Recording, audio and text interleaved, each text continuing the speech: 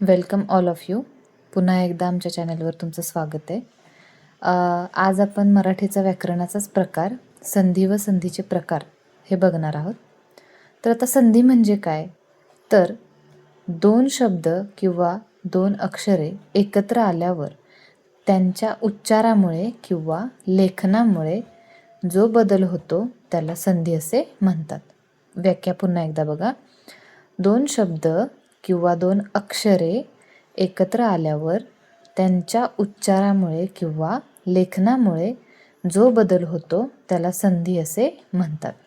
आता बघा, व्याकरणामध्ये संधीचे 3 प्रकार पडतात. संधीचे 3 प्रकार कोणते? तर पहिलं स्वरसंधी, व्यंजन संधी आणि विसर्ग संधी. आता त्यातला जो स्वरसंधी आहे तो आपण बघूया. तर स्वरसंधी आणि व्यंजन संधी यात बघा, नावातच काय आहे, म्हणजे तिन्ही प्रकारांच्या नावातच आपल्याला त्याची व्याख्या समजून जाते, त्याचा प्रकार समजून जातो की ते कोणत्या प्रकारचं एक्झाम्पल असणार आहे ते. आता स्वरसंधी म्हणजे काय? तर स्वर आणि इथं आहे व्यंजन संधी. त्यातलं व्यंजन जे अल्फाबेट्स आहेत आपले मराठीमधले, म्हणजे जी मुळाक्षर आहेत त्या मुळाक्षरांमधले जे अ पासून औपर्यंत आणि आत्ता नवीन आलेले जे आपण इंग्रजी वर्णमालेनुसार घेतो ॲ आणि ऑ, तर हे जे आहेत ते काय आहेत? तर स्वर आहेत आणि बाकीचे जी अक्षर आहेत ते व्यंजन आहेत. मग त्यानुसारच त्याच्या काय झालेल्या आहेत, इथं व्याख्या तयार झालेल्या आहेत. तर त्या आपण बघूया. बघा, स्वरसंधी म्हणजे स्वर अधिक स्वर. दोन स्वर जर एकत्र आले आणि त्यापासून जर शब्दात बदल झाला तर तिथं काय असतो? तर स्वरसंधी असते. बघा, फॉर एक्झाम्पल विद्या अधिक आलय, विद्यालय. आता ह्यातला जो विद्या हा जो शब्द आहे त्या विद्या शेवटी काय होतंय? आ हा प्रोनाऊन्सिएशन आपल्या तोंडावाटे निघतो आणि आलय त्याची सुरुवात कशी झाली? आ पासून झाली. म्हणजे पहिल्या शब्दाचा शेवट आणि दुसऱ्या शब्दाची सुरुवात ही दोन कशी झालेली आहे? स्वर स्वर असे दोन एकत्र आलेले आहेत. त्यामुळे ह्या शब्दामध्ये कोणती संधी आहे? तर स्वरसंधी आहे. त्यानंतर व्यंजन संधी बघा. तर व्यंजन म्हणजे काय? तर व्यंजन अधिक व्यंजन, म्हणजेच दोन व्यंजन एकत्र आल्यावर होणारा बदल. जसं की सत अधिक जन, सज्जन. म्हणजे इथं त आणि ज, इथं हे दोन व्यंजन काय झालेले आहेत? एकत्र आलेले आहेत. त्यामुळे इथं कोणती संधी झालेली आहे? तर व्यंजन संधी झालेली आहे. आता आपण बघितलं स्वरसंधी आणि व्यंजन संधी. आता शेवटची जी आहे ती विसर्ग संधी बघूया. आता विसर्ग म्हणजे काय? तर एखाद्या शब्दाच्या पुढे बघा दोन टिंब दिलेले असतात. ज्या शब्दाच्या शेवटी विसर्ग असतो आणि पुढचा शब्द जोडल्यावर बदल होतो. इथं मी आकृती काढली आहे बघा, म्हणजे त्याचं जे साईन आहे, चिन्ह आहे, ते मी इथं दिलेलं आहे की विसर्ग कसा असतो. तर तो जर आला तर समजायचं तो कोणत्या प्रकारची संधी आहे? तर विसर्ग संधी आहे. ज्या शब्दाच्या शेवटी विसर्ग असतो आणि पुढचा शब्द जोडल्यावर बदल होतो. जसं की मन अधिक ताप, मनस्ताप. इथं विसर्ग आलेला आहे बघा नच्या पुढे. त्यामुळं ही कोणती संधी झाली? तर विसर्ग संधी झालेली आहे. आता पुन्हा एकदा आपण रिवाईज करूया. पहिली संधी आपली कोणती होती? तर स्वरसंधी होती. संधीचे एकूण प्रकार मूळ पडतात ते 3 पडतात. पहिली स्वरसंधी, दुसरी विसर्ग संधी, दुसरी व्यंजन संधी आणि तिसरी विसर्ग संधी. तर स्वर संधीमध्ये काय होतं? तर दोन स्वर एकत्र येतात आणि व्यंजन संधीमध्ये काय होतं? तर दोन व्यंजनं एकत्र येतात आणि शेवटची जी आहे विसर्ग संधी, त्यामध्ये विसर्गाचा उपयोग केला जातो. आता जो पहिला प्रकार आहे आपला स्वरसंधीचा, त्या स्वरसंधीचे 5 उपप्रकार पडतात बघा. तर ते कोणते? तर बघा, दीर्घसंधी, गुणसंधी, वृद्धिसंधी, यनसंधी आणि अयादी संधी. तर आता हे जे 5 प्रकार आहेत ते आपण डिटेल्समध्ये बघूया. पहिला जो प्रकार आहे तो दीर्घसंधी. आता दीर्घसंधी काय आहे बघा. जेव्हा सारखे दोन स्वर एकत्र येतात तेव्हा एक दीर्घ स्वर होतो. म्हणजे बघा, अ अधिक अ हा जर स्वर एकत्र आला तर दीर्घ स्वर काय होतो, निर्माण होतो. म्हणजे अ अधिक अ, आ तयार होतो. आ अधिक अ, आ तयार होतो. अ अधिक आ तयार होतो. आ अधिक आ तयार होतो.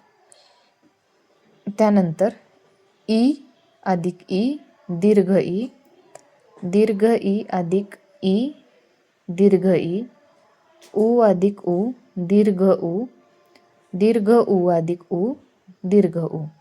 म्हणजे हे जर जेव्हा दोन सारखे स्वर एकत्र आले तर काय म्हणायचं, दीर्घसंधी म्हणायचं.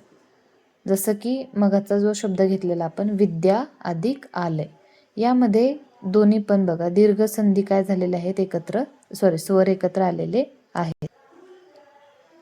इथं काय झालेलं आहे, आ अधिक आ, ह्या ज्या दोन हे जे दोन स्वर आहेत ते एकत्र आलेले आहेत. त्यानंतर गिरी अधिक ईश, गिरीश. इथं बघा ई आणि दीर्घ ई एकत्र आलेले आहेत. त्याच्यानंतर सु अधिक उक्त, सुक्त, उ अधिक उ, दीर्घ उ. म्हणजेच दोन सारखे स्वर भेटले की कुठली संधी होते, दीर्घसंधी होते. हे लक्षामध्ये ठेवायचं. त्यानंतर पुढची जी संधी आहे ती गुणसंधी.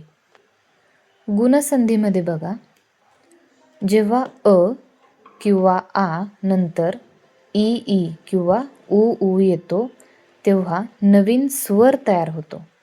बघा, गुणसंधीची व्याख्या काय आहे, जेव्हा अ किंवा आ नंतर ई ई किंवा उ येतो तेव्हा नवीन स्वर तयार होतो. मग आता इथं बघा, महा अधिक उत्सव, महोत्सव. म्हणजे आ आणि उ हे ओ म्हणून एकत्र आलेले आहेत. त्यानंतर बघा, देव अधिक इंद्र, अ आणि ई एकत्र आलेत. ते कशाच्या रूपात आलेत, एच्या रूपामध्ये आलेले आहेत, देवेंद्र. राज अधिक ऋषी, राजर्षी, अ अधिक रू, र असं त्याचं तिथं उच्चारण होत आहे. जर अशा वेळेस काय म्हणजे दोन संधी जर अ किंवा आ नंतर ई ई किंवा उ येत असेल तर काय होतो, नवीन स्वर तयार होतो. जसं की इथं आलेलं आहे. आता यानंतरची संधी आहे ती वृद्धी संधी बघूया. वृद्धी संधीमध्ये काय विचारले बघा, जेव्हा अ किंवा आ नंतर ए, ऐ, ओ, औ येतात तेव्हा ऐ किंवा औ होतो.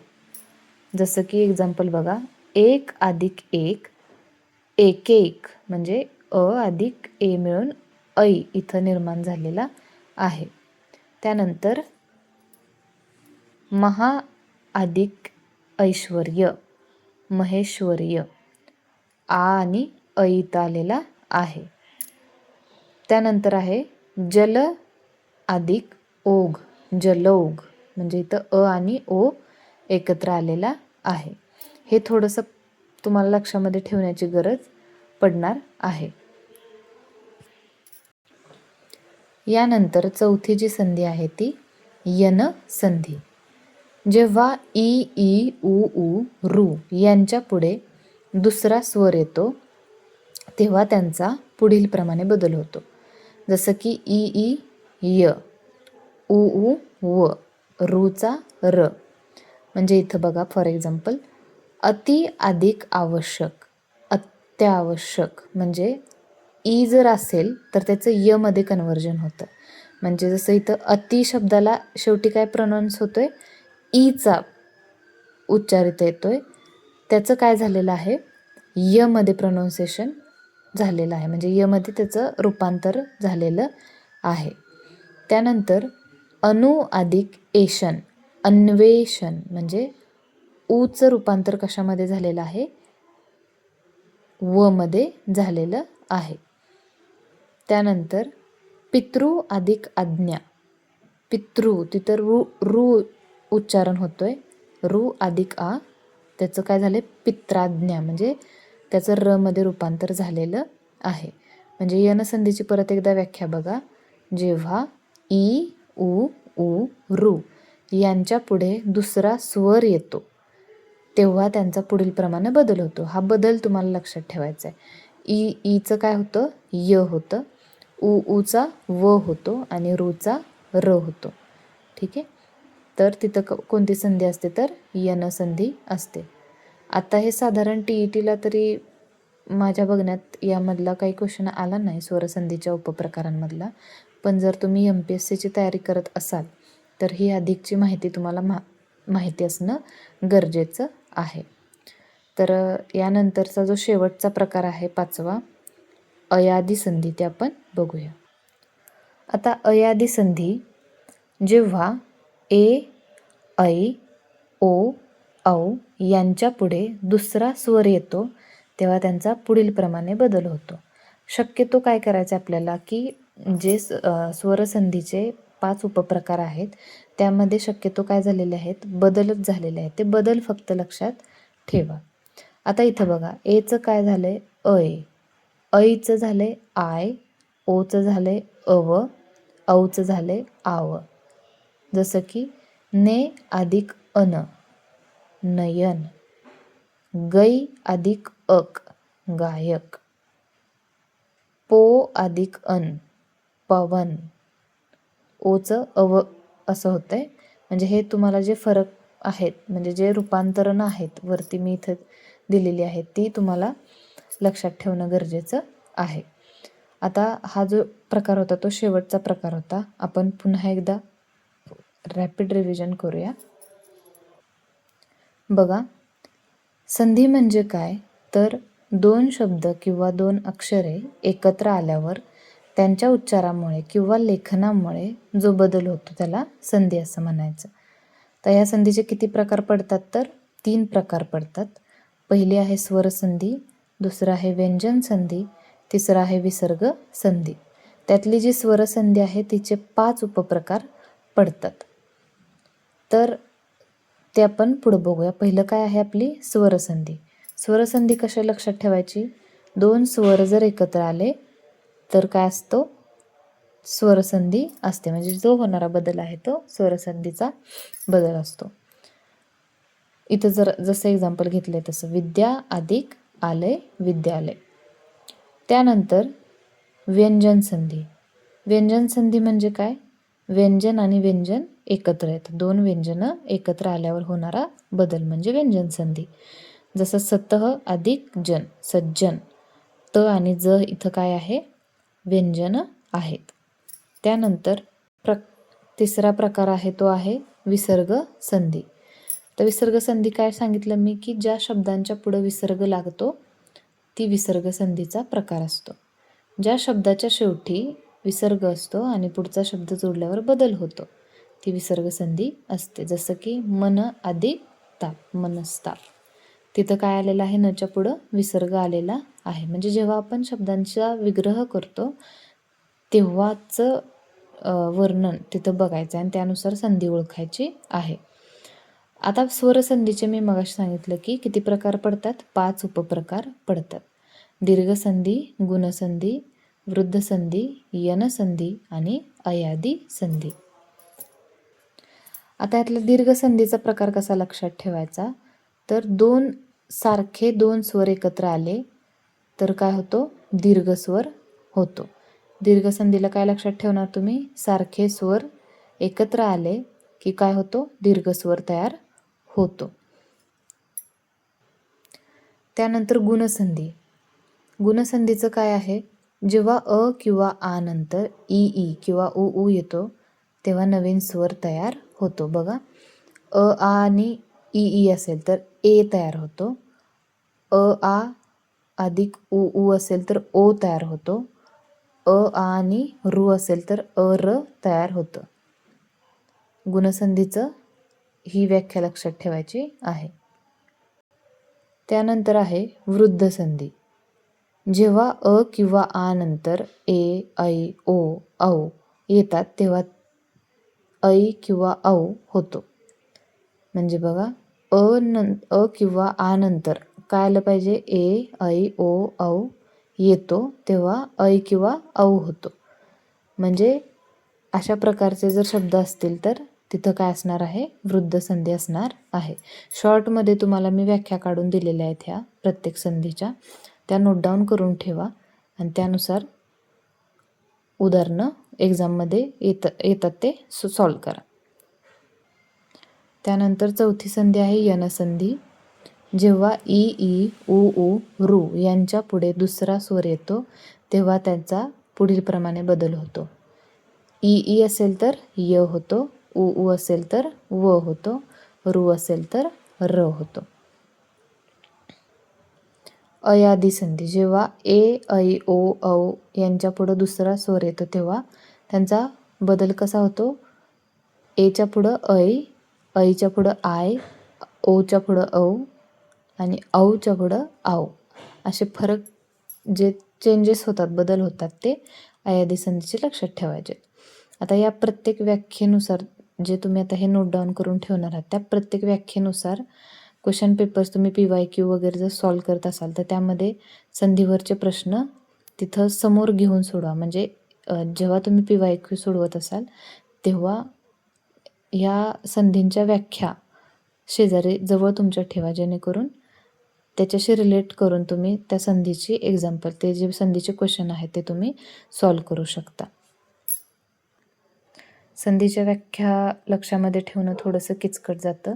संधी, त्याचा विग्रह वगैरे, म्हणजे हा टॉपिक थोडासा क्लिष्ट पद्धतीचा वाटतो. पण ह्या नोट्स, ह्या व्याख्यांप्रमाणे, ह्या दिलेल्या एक्झाम्पल्सनुसार जर तुम्ही सराव केला तर नक्कीच तुम्हाला त्याचा फायदा होईल. आणि तुम्हाला जर या सर्व व्हिडिओमधल्या ज्या नोट्स दिसत आहेत त्या जर तुम्हाला PDF फॉर्मॅटमध्ये पाहिजे असतील तर नक्की मला कमेंट करा. तुम्हाला त्या अवेलेबल होतील. धन्यवाद.